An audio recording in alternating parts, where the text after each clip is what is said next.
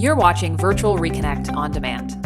The following presentation was recorded as part of FoodLogic's 4th Annual User Group Conference. If you have questions or comments regarding this content, please contact the FoodLogiq team via email at contact@foodlogiq.com. That's CONTACT@foodlogiq.com. The presentation will now begin. Enjoy. Hello, everyone, and thank you for joining us at Reconnect 2021. Today, we're going to be talking about digitization of the food supply chain. My name is Todd Zielinski, and I'm the Chief Product Officer at FoodLogiq, the leading provider of food safety, traceability, and supply chain transparency software. I'm happy to be joined today on this call by Julie Vargas and Susan Flake from Avery Dennison. Julie Vargas has spent the last decade at the intersection of digital and physical retail. She currently leads Avery Dennison's North America commercial team and global strategy for the food sector, where RFID is building new capabilities for supply chain traceability, inventory, optimization, and convenience retail. Her global team drives accelerated market adoption of the core use cases for digital identity in food service, grocery, and supply chains worldwide. Susan Flake is the Global Director, Business Development, Food and Logistics at Avery Dennison. With over 35 years experience in retail, she has spent the last 15 years focusing on expanding item-level RFID initiatives in the retail and hospitality markets. Sue previously worked at Zebra Technologies, where she championed cross-functional RFID initiatives and thought leadership campaigns while working closely within the industry to bring the age of digitalization into retail and supply chain partners. We've got the industry experts here today, and I'm thrilled to have Julie and Sue present Traceability 2.0 and the adoption of RFID. And now I'll hand it off to Julie and Sue. Thanks, Todd. Hi, everyone, and thank you for your time today. In particular, I want to thank Todd and FoodLogiq for hosting the session today. Now, some of you may know us already, but for those that don't, Sue and I have worked together for a decade now on understanding the role of RFID and other technologies in retail and supply chains globally. For the past 3 years, we have been diving deeper into the food supply chain to understand if and where there are places that technology can have an impact. We have found that the complexity and intricacies of how we get our food is much greater than we had imagined. At the same time, we've seen common challenges at a global level across suppliers, farmers, distributors, food retail, and food service. Before the pandemic, there were quite a few efforts by innovative leaders in this space to understand if and how technology could affordably solve some of the biggest challenges for efficiency, labor optimization, traceability, waste, and consumer trust. In 2021, that landscape has dramatically shifted. Some of the 2020 surge exception moments have dissipated, but many of the learnings from the disruption of COVID-19 have surfaced the need to address the new normal head-on. Today, we will explore several key trends across the industry and the challenges they pose to us all. At the heart of supply chains running on thin margins is the ability to predict and forecast demand and consumption across the complexity of perishable and wide assortment of non-perishable goods. Until early 2020, past performance was a solid indicator of what to produce and distribute. Food sales were quite stable, growing 4% annually with a split between grocery and food service, which is food that goes without any individual sizing and packaging. In March of last year, the shutdowns caused grocery sales to surge 29%, while food service subsequently dropped 27%. The supply chain took weeks to adapt, with distributors stuck in the middle. Combine this with pantry loading on staples and labor shortage for fresh food processing, we watched milk poured down the drain in gallons, fresh meat and hundreds of thousands of eggs wasted, all while also going to the store to find empty shelves. According to McKinsey, recovery of this supply chain will depend on how well the virus is contained globally and the level of any recurrences. But it could take between 1 and 4 years for food service to recover. And it's possible that demand will never return to pre-pandemic levels, creating even further challenges across the value chain. We should expect to see the providers and the profit pools shift, as well as increased integration and M&A activity across key players. Either way, supply chains must become more resilient and efficient to offset risk and uncertainty. Now, you've heard this before. The only thing that never changes is that everything changes. There are more unknowns now than there have ever been, not just for food or in the US, but across every industry on a global scale. With the way the food supply chain works today, there's very little room for error. very tight margins, and very little buffer built in for exception processing or unplanned events. While the sense of instability from the pandemic will go away, it won't happen overnight, and we don't know what the world and human behavior will look like going forward. All of the behavior shifts can have consequences on how we look at food supply chains. If 40% of office workers shift to permanently working from home, as predicted by Gartner, what happens to the food service industry? How will a shift in travel patterns change food service for hotels and airports and catering?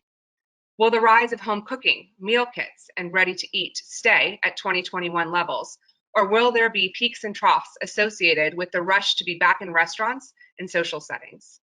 None of these trends are something that the food supply chain can predict. What they can do is take action on how well they are positioned to quickly adapt. Currently, the food industry is among the lowest penetration for digitization relative to every other sector in the global economy. Going paperless for this industry is still a real hurdle, and even though RFID estimates that better tracking can eliminate more than 3 million tons of food waste, there's not enough happening to digitize today. And while not as exciting as drones and micro-fulfillment robotics, digitizing is a fundamental need for accuracy, speed in decisioning, and better modeling for traceability and inventory optimization. Now, some of you have also seen the impressive sales increases most grocers have posted. What you may not have noticed is that margin growth has significantly lagged. While demand is up across the board, most retailers are caught between the task of reassuring consumers and maintaining supply at increased cost, protecting workers, and adapting the brick and mortar environment to an accelerated and unplanned omnichannel strategy, where shoppers are buying more online or through a mobile app for delivery or pickup. Omnichannel as a whole grew by 50% last year, and experts estimate that this represented an accelerated digital adoption of 6 full years in only 6 weeks. Companies like Albertsons posted digital sales growth of 225% in the third quarter, which was its third straight quarter with over 200% growth. Experts also estimate that even after COVID, the new models will stay, with approximately 35% of consumers very likely to continue post-pandemic and 49% somewhat likely. These new models require tech-savvy development teams and new models for merchandising and competitive entrants in the third-party delivery space. On top of all of this, we as consumers still want it now and as fast as possible, and we expect it to be right. In one recent poll, 33% of US consumers prefer their grocery orders to be fulfilled within 2 hours, while 59% stated their preferred grocery order fulfillment speed is same-day delivery. This surge in demand for new models is causing new challenges for brick and mortar, both for inventory visibility and availability, and staffing for the pick process. For inventory, common challenges are out of stocks, substitutions, and mispicks. The expectation really changes for customers when they click and pay for an item that they do not receive. In many cases, the customer is not even aware until they get home, which can lead to even higher friction. In fact, customer satisfaction with online grocery plunged in January down to 56%, which was down from 88% record high last November. This happened at the same time that spending rose 20% to $7.1 billion in January alone across more than 70 billion US households. The other big challenge for omnichannel is labor. Think about it. When we go to the store, we are their labor. Now there's a need for incremental staff to pick and pack orders. And they're even more reliant on less available, more expensive labor today. In fact, staffing in the macro environment of labor shortages is one of the most common pain points leading to digitization of food retail and across the food supply chain. So COVID-19 has led to disruptions in our food processing industries, which have all been affected by rules on social distancing, by labor shortages due to sickness, and by lockdown measures to contain the spread of the virus. In confined spaces, such as packing plants for fruits and vegetables, or meat processing facilities, necessary social distancing measures naturally will reduce the efficiency of operations. Many production facilities have also reported high rates of worker absences, with employee availability reduced by up to 30%. Many meat processing plants had to shut down. For instance, in July of last year, 18 meat processing plants in the US had closed, affecting more than a third of the country's beef and pork supply. There were at least 462 meat packaging and 257 food processing plants, along with 93 farm and production facilities that were affected by COVID-19 cases. In the US, cattle and pig production fell by about 40% in April of 2020, compared to that of the same time period in 2019. The effects of meat processing plant closures are especially pronounced in North America due to the concentrated nature of the industry. In the US alone, almost 60% of our pork processing capacity comes from just 15 plants. Bottlenecks in transport and logistics have disrupted the movement of products along supply chains. Broadly speaking, agricultural and food products are transported using three main modes: bulk by ship and barges, containers by boat, rail, or truck, or other road transport, and lastly, air freight. Different products use different modes of transport. Cereals and oilseeds, for example, are typically shipped in bulk. Meat and dairy products are often shipped in refrigerated containers and trucks. And perishable products with a high value to weight ratio are transported in by air in the bellies of passenger planes. Global air cargo capacity in 2020 was on average 26% lower than the previous year. The number of container ships averaged 20% below normal due to limitations on crew changes, additional screening, mandatory quarantines, and reduced demand. Commercial road transport is down about 18% in Canada and the US. Transport and logistic problems have thus been most pronounced for perishable high-value products, such as fruits and vegetables.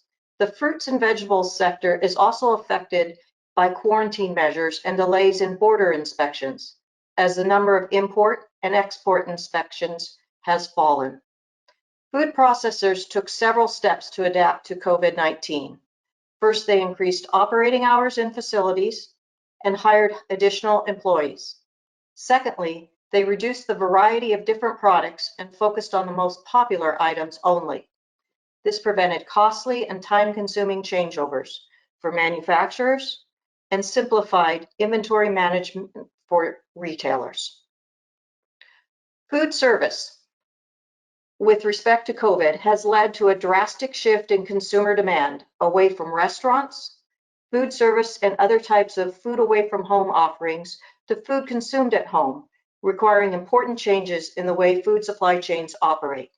As the COVID-19 pandemic gathered pace, sales of food away from home, including hotels, restaurants, catering, and cafes, collapsed. Restaurant reservations declined sharply and fell to practically zero as lockdowns were enforced. At the same time, retail demand for food soared. Sales of frozen and packaged foods in particular increased dramatically. At their peak in the second half of March, weekly sales of frozen foods were 63% higher than the year before, while sales of packaged foods were 56% higher. Following this initial spike, retail demand for fresh, frozen, or packaged foods has remained at about 15 to 20% higher than usual. The impact of this shift in demand is considerable. Shifting these volumes to the retail sector is not easy.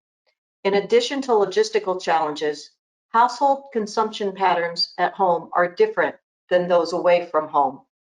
For example, food away from home tends to use more cheese and higher cuts of meat. Even where similar products are consumed, products normally sold to restaurants and food service operations cannot always be sold to retailers without incurring extra costs. Give you an example.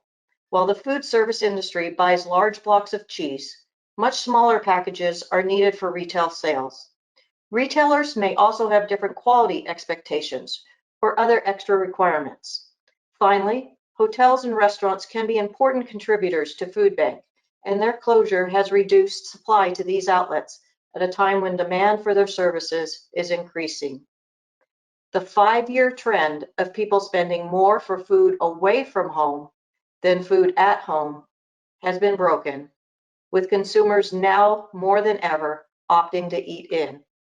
The significance of COVID-19 for food supply chains thus comes less from the impact on primary production or overall food demand than from its disruptive effects on the complexity of actors connecting farm to fork and the sudden change in the demand mix.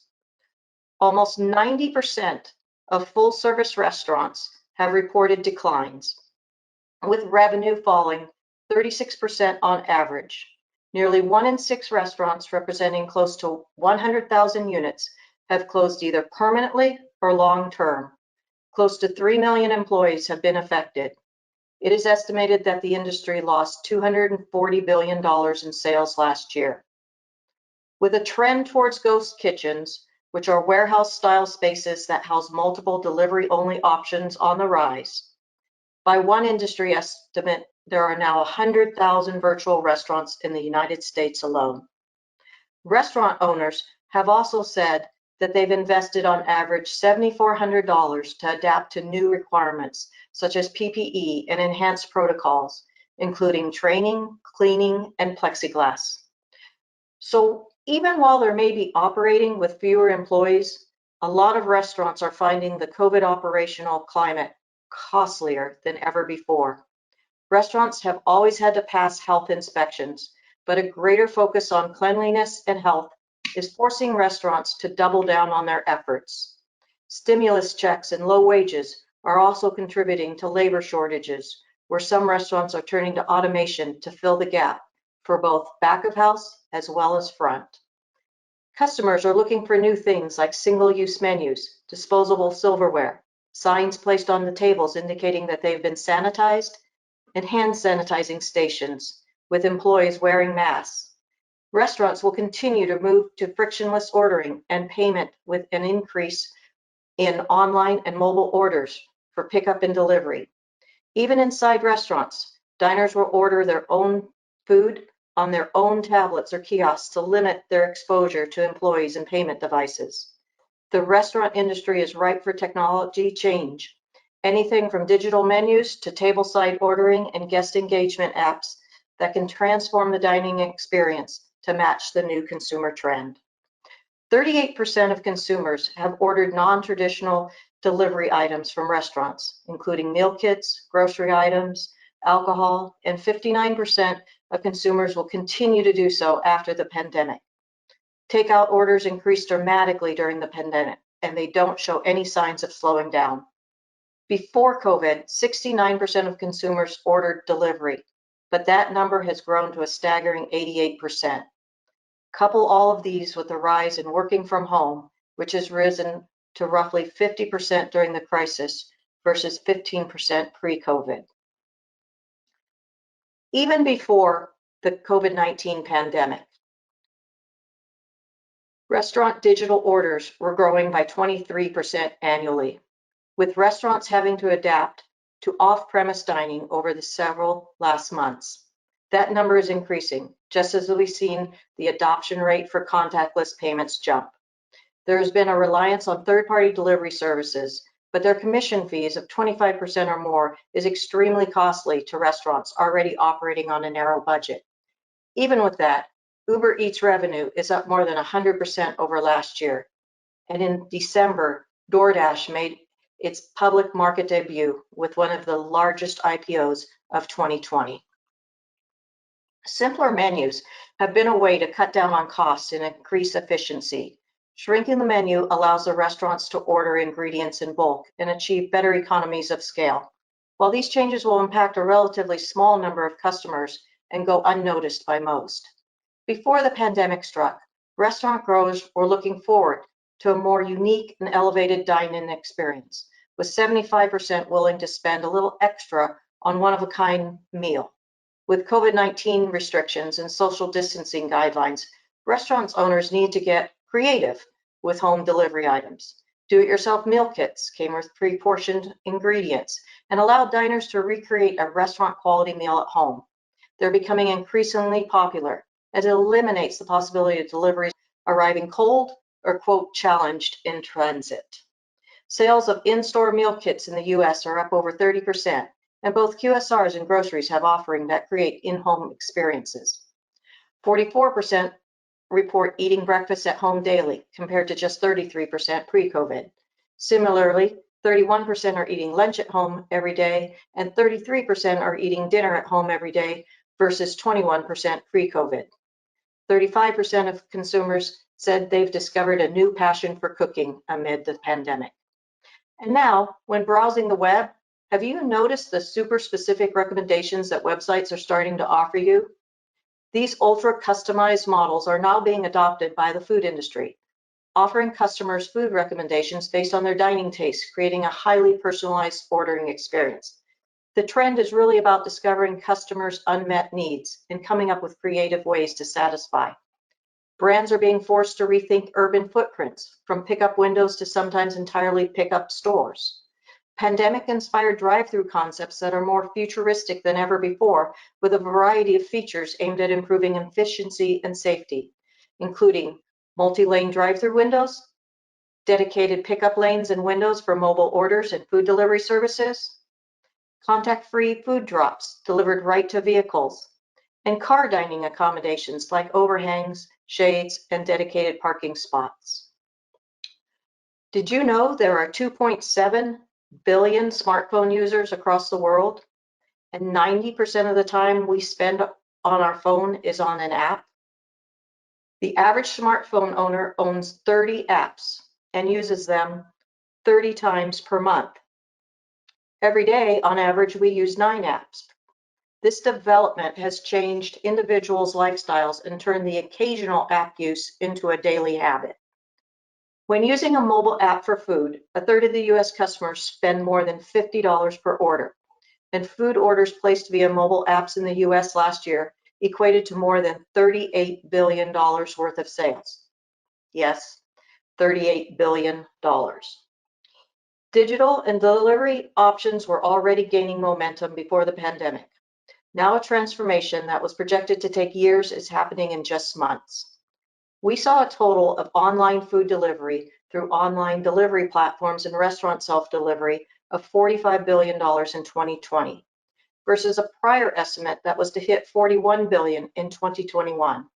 Overall, nearly 3 years of consumer spend is being pulled forward, led by accelerated growth from delivery platforms, resulting in higher margins and lower friction transactions. And when it comes to consumers, as difficult as these enterprise challenges are that we've just walked through, one key difference is that companies can still guide the people who work for them to do what they want them to do. They have some control over behavior and decisioning. Consumers are not nearly as predictable. So food service and grocery now also have an impossible task of meeting new demand, new expectations, new sanitary requirements, serving new models, and maintaining trust. One of the key elements we take for granted in consumer behavior is that they rely on their brands and their stores to validate food as fresh and safe. While a lot of that is continuing, consumers are also more inquisitive and selective about the source, qualities, and health of the food that they are buying. Many are shifting to known brands, increasing their research on what they buy. And we are also seeing some trends like the demand of new staples, plant-based proteins, that will have staying power. As a whole, only 78% of consumers currently have confidence that what they buy is safe, with only 35% being very confident. As consumers continue to demand more flexible service models, demand health safety in stores, food safety in the supply chain, and consistency with brands in an economically challenging environment full of razor-thin margins, automating the ability to maintain food safety and provide transparency will become increasingly important focal points for the food supply chain. Consumers are becoming more demanding and more complex. At the same time, the ability to service those needs in a cost-effective manner has become much more complicated. So enter the value of automation and digitization. The short story is that right now, we pay people money to count things incorrectly and try to find things across the supply chain. This is not only becoming increasingly challenging with current labor constraints, it is also dangerous in the case of recalls and is extremely wasteful. According to Forbes, 97% of executives say the pandemic sped up their digital transformation efforts. And 79% say COVID-19 has increased budgets for digital transformation. There are three key elements driving those investments. The first is capturing information. It has to shift from siloed, antiquated systems relying on humans as the hub to something that is much more automated and connected. The second element is accuracy. 75 to 80% accuracy is no longer good enough, not for inventory, not for supply chain optimization, and never, not even close, for traceability. As an industry that has sought perfection or nothing, we will start to see incremental improvements towards higher accuracy rates as a key initiative to unlock immediate margin from reduced working capital associated to overstocks and waste. The third element is speed. Move faster and automate decisioning to keep up with consumer demands and drive efficiencies in connecting production with consumption. In the end, every player in the supply chain is looking for more information that can be trusted for accuracy and shared more frequently to ensure safety and swift decisioning. Standards are important. They allow for interoperability, which in turn allows data to be shared amongst trading partners in a seamless fashion. Standards give things a digital voice, offering transparency and traceability along the supply chain. Let's talk about transparency and traceability for a minute. The two terms are often intermixed, but are very different. Transparency is the ability to provide rich product information through to the consumer, through, for instance, a QR code printed on the packaging label. Companies have reported seeing a 20% increase in sales and a 14% increase in demand for those products that are able to provide this type of information. It requires companies to know what is happening upstream in the supply chain and to communicate this knowledge, both internally and externally. Transparency is the ability to take this knowledge, determine what information and how to communicate that information to its customers, partners, and stakeholders. Traceability, on the other hand, is the ability to follow the movement of a food product and its ingredients through all steps in the supply chain, both backward and forward.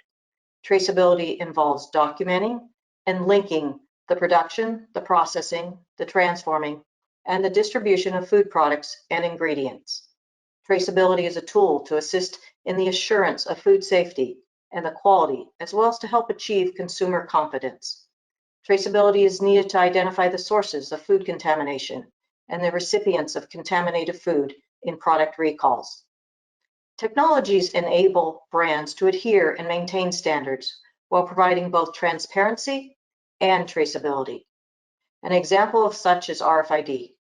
RFID offers both speed and accuracy.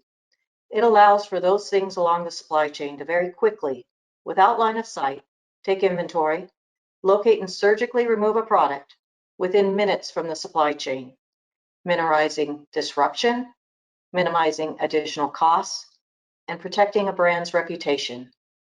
RFID also enables 99% plus accuracy for inventory visibility, thus eliminating time-consuming paper trails and manual audits. Here to share some exciting enhancements to the FoodLogiq platform, including the integration of RFID, I'll pass it back over to Todd. Thanks, Sue. And yeah, I think this is a really great slide because it really talks to, how the standards enable the technologies that make it work. Here at FoodLogiq, we are also moving towards that RFID future.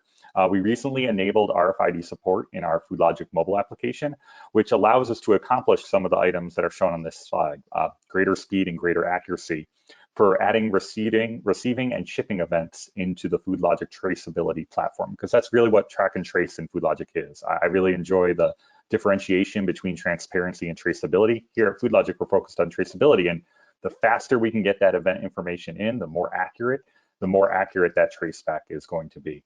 Now, that RFID technology is encoded. So the standards enable the encoding, which allows us to parse, much like a GS 128 barcode allows us to parse out individual elements. The encoding of the RFID tag is based on standards. So it's really important, both the FoodLogiq and working with Sue and her team, that we ensure that we're all using those same standards, which is going to bring, forward momentum into the industry and encourage use of RFID into the future. Thanks, Sue. Thanks, Todd. And now, here's some food for thought. While the world wastes about 1.4 billion tons of food every year, the United States alone discards more food than any other country in the world. That's nearly 40% of the entire US food supply. That's like every person in America throwing more than 650 average-sized apples right into the garbage. Or rather, right into the landfills, as most discarded food ends up there. In fact, food is the single largest component taking up space inside US landfills, making up 22% of the municipal solid waste. While food waste movement across America is gaining momentum, it needs to pick up speed to help tackle one of the globe's greatest pressing problems, climate change. Wasting food has irreversible environmental consequences. It wastes the water, it wastes the energy it took to produce it, and it generates roughly 11% of the world's emissions, like methane gas, which is 23 times more powerful than CO2, and in turn contributes to global warming. Food that sits decaying in landfills also produces nitrogen pollution, which causes algae blooms and dead zones. According to the World Wildlife Foundation, the production of wasted food in the United States is equivalent to the greenhouse emissions of 37 million cars. To put that into perspective, that is greater than the number of cars currently in California, Texas, Florida, New York, and Ohio combined. Restaurants, grocery stores, and food services account for 40% of this waste. Edible food is discarded at every point along the food chain, on farms, during processing, in distribution, in retail stores, in restaurants, and at home. Food waste scores may become just as common and important as food health inspection scores, and equally as important to consumers. It should be all of our goals to reverse this food waste dynamic. Julie and I want to leave you with this powerful thought. We can feed all hungry people on the planet with less than 1/4 of the world's food waste. The world doesn't need to produce more food to feed the hungry. It just needs to waste less. Food waste has not only a bottom line impact economically, it has a humanitarian impact. There are solutions and technology that are deployable today to help in this effort. Simply knowing your inventory and improving order quality in turn will help reduce this waste. It is a big problem that has many potential solutions. The regulations around food safety have not been touched upon for years, and the FDA's recent blueprint for a smarter food supply chain will have a direct impact, giving us a safer, less wasteful, farm-to-table journey that our food takes. The hope is we've raised awareness and provided some insights on how to embrace these new times through standards, technologies, and solutions. We want to thank you again. Thank you to FoodLogiq and to all of you. Thank you, Julie and Sue. It's a great and very informational presentation. And I hope all you listeners out there enjoy other great content made available as part of FoodLogiq Reconnect. Thanks and goodbye.